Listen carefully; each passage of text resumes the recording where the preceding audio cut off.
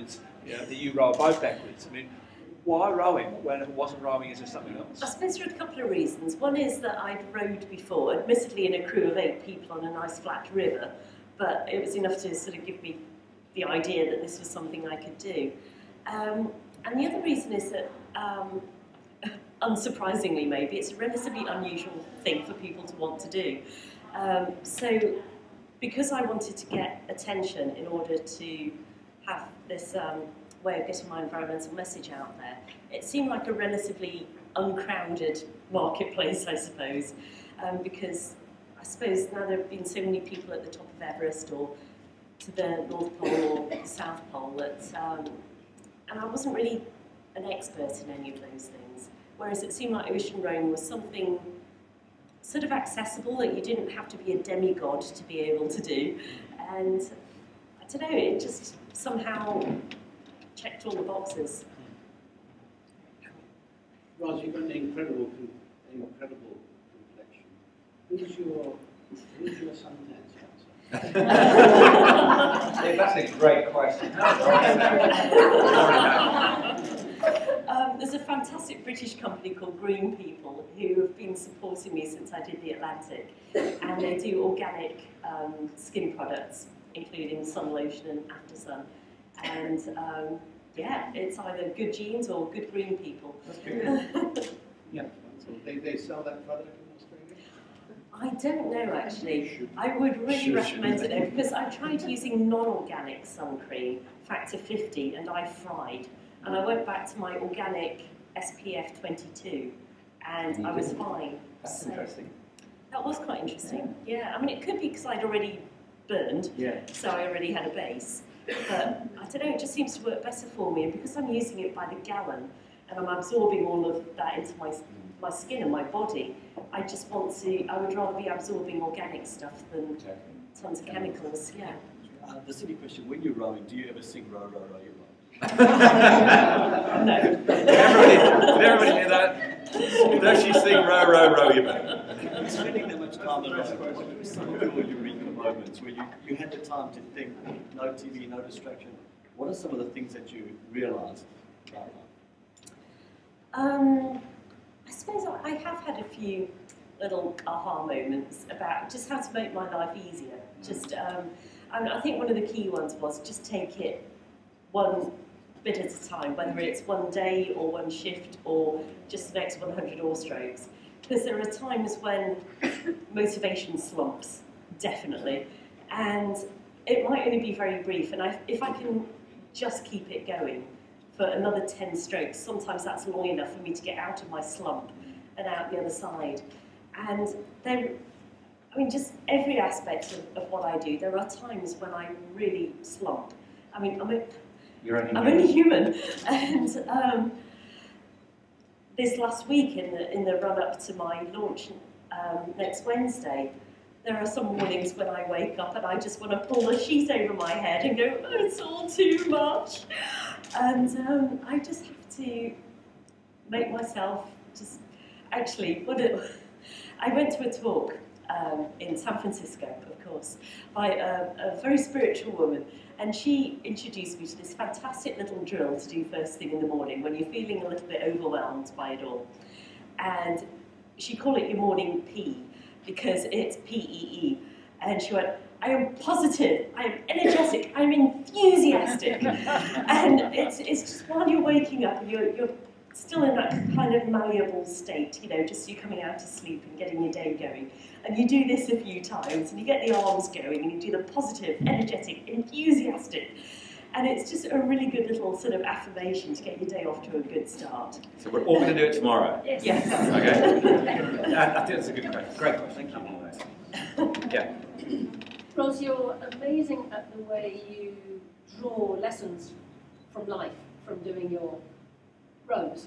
And I'm thinking, you're going to now row for another 4 months and come up with another 4 months worth of incredible messages for us all. It's like, where does it come from? It's really quite extraordinary. And I also wonder how much humour is an important part of things, because you're really brilliant at using it. Yeah. And if there is a really fantastic, possibly ridiculous joke that you sometimes remember and cheer yourself up in the morning? I think my biggest joke is myself. I remember a time early on the Atlantic when I was really struggling, and I put on Dancing Queen by ABBA. It was when my stereo was still working. And it was also when I just subscribed. A lot of ocean rowers row naked. Sorry, maybe too much information, but it avoids chafing and all kinds of skin problems. And I had been feeling pretty sorry for myself, and then I just kind of took a step back from myself for a moment. There's this little naked, white-bodied English woman rowing along, singing along to ABBA at the top of her voice. I was like, you're just going to laugh, really, haven't you? But you know what, if you videoed that and you put that on YouTube, certainly. But actually, just to come back to the other part of Roni's question, what more do I... Well, the more I learn, the more I realise I have to learn. And I suppose what I have in my mind going into this row is, I think for me the Atlantic row was the personal journey. It was when I learned a lot about myself and kind of came to terms with those negative voices in my head, and just learned how to kind of manage my thoughts. Then the Pacific became the environmental journey. It was much more about the North Pacific garbage patch and the impact of climate change on small island states in the Pacific. And I would love it if after the personal and the environmental, it'd be really cool if the Indian Ocean turned out to be the more spiritual journey. But it's not one of those things that you can kind of engineer or predict. So I just kind of had that in mind when I was choosing my audiobooks for this row. How many do you take with you? I have got 78 days worth, which would be 24 hours a day. So that should be ample, actually. You might find selecting them all. Yeah, it's brilliant, actually. They have to be the best value. I didn't have them on the Atlantic. I literally had nothing but my own thoughts to entertain me on the Atlantic. And wow. Yes, exactly. I mean, even in the Bible, people only spent 40 days and 40 nights in the wilderness on their own, didn't they? I mean, 103 days in the wilderness on your own is more than enough. Charles? What book are you going to start off with? If you read the best first and work your way down the list. Yes, I do. Just in case. Yeah.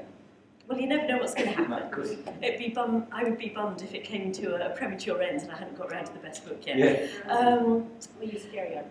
I'm trying to remember. There was a book I thought of the other day, and I thought that's going to be my first one. And now, for the life of me, I can't remember. Some of my other first books have been Bleak House was my first book, setting out across the Pacific, which is about 1,000 pages in hard copy. And Leo Laporte was blown away that I'd finished it after only 2 days on the ocean. I can't remember what I'm going to read as my first one this time around. I'll have to get back to you on that one. You'll find out. I tend to blog about what book I'm listening to, just because it's such a big part of my life when I'm out there. Do you have a recommendation? I don't know. My other question was for you. Have you had any instance of any enlightenment or anything that you thought to yourself, I shouldn't be here now, or someone is looking over me? Is it? What, you mean a kind of a spiritual experience? Spiritual sort of. I would love to be able to say yes to that question. No.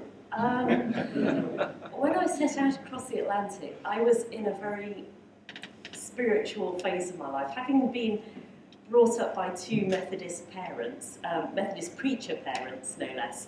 I pretty much had it with organised religion, but then I sort of rediscovered a spiritual dimension to my life before I set out across the Atlantic. And I sort of had to let go of that for a while because I was going to go crazy with it. Because I kept wondering why the ocean was being so mean to me. You know, I wanted to be at one with nature and the cosmos and the ocean and everything. And then the ocean just kept coming and slapping me upside the head. And I was like, I'm trying to save you, you know, be grateful. And the only way that I could really rationalise this to myself was to depersonalise the ocean, to say it's not a spiritual being, it's not being deliberately mean to me. So that's a kind of roundabout way of saying that there have been some incredible moments when I've looked up at the stars and felt very small but very connected at the same time. But there hasn't been dolphins popping up alongside me and delivering me a life lesson or anything. I'm open to it. I really think I'm open to it, but it hasn't happened yet. But maybe this year will be the year. Let's do one more. How do you cope with the near-death experience then? Which I'm assuming you've had many? More than I would have liked to, yeah. So Probably the each one is nearest like, near-death having experience. had one, Yeah. and move on to the next one, the next one, the next one. That's what I'm interested in. Probably the closest that I came to dying was through my own stupid fault last year when I accidentally dropped a boat hook overboard and I jumped in to pick it up because after all I do all this campaigning against marine pollution, so I couldn't just leave it there. But by the time I picked it up and then looked back to see where my boat was looking quite a scarily long distance away. And I tried swimming back, but it's not easy swimming with a 4-foot pole in your hand. So eventually I realised I was going to have to let go of the pole. So I did, but even then I was pretty exhausted. And I think I have to thank my mother here, because as I was trying to catch up with the boat, I remembered my mother telling me about a dream or a nightmare that she'd had, that they'd found my boat with nobody on board and she knew that I was lost at sea. And when she told me about that nightmare, I said, Mum, don't worry, I will never let that happen, I promise you. As I'm there in the water, getting really tired, I go, oh, Mum's going to be so mad at me if I break my promise. And I managed to find a little bit of extra speed to catch up with the boat. But did I really learn anything from that? Only not to jump overboard after errant boat hooks, or to keep the boat hook secured to the boat in the first place. I'm sorry, I don't think that was really an adequate answer to your question, but I'm afraid that was the best I could do. It was good. Okay, sorry, one more. This is the last one. The last one. Yeah. Thank you. You're obviously very good at being by yourself and with your own thoughts. How do you go when you get to the end of your journey and you have to re-assimilate with society and deal with people after being alone? You would think it would be hard, wouldn't you? But I've still spent more time on land than at sea. I spent nearly, cumulatively, a year of my life at sea, but 32 years of my life then on dry land. So I love getting back to being around people.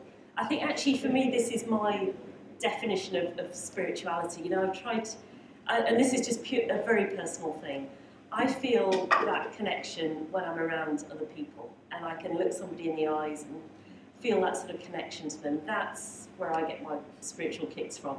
So I love being back around people. It's sometimes a little bit bewildering at first. It's like, whoa! Like when I arrived in Papua New Guinea at the end of the Pacific Row, and it was fantastic. There were 5,000 people there to see me. I didn't know any of them, not one, but it was wonderful. But it was just a crowd and a lot of noise and a lot of sound and colours and smells and all these things that I hadn't experienced for so long. So it was intense, but it was beautiful, and it was just fantastic to feel that incredible outpouring of human energy. Really special. Brilliant. You've outpoured all your energy, and you've done a good job. You really have. Before we go, Wednesday is departure day. We're all in WA. That means we all know some very wealthy people. True or false? Somewhere along the line, we know some seriously wealthy people in WA. Your homework, yeah. So I don't work for a corporation. I actually own a very, very, very small company, and I like to pledge $250 to Roz's journey. You love it. Oh, I've challenged anyone here that's got their own business to actually all these needs. And Jules, very good. Wednesday's departure day. If we can all just leave here, not necessarily, I mean, yeah, if you can be generous enough, brilliant. But if you can all have a word with other people, and you never know, this town is such a small town. A little word here, a little word there. June will be around until next Wednesday and beyond, because she's still going to be here. And it doesn't matter that you may leave on Wednesday. We can still have the money coming in after that. So just go and spread the word, because seriously, what Roz does is incredible. And I'm sure you've all witnessed that tonight. Thank you for coming. Thank you.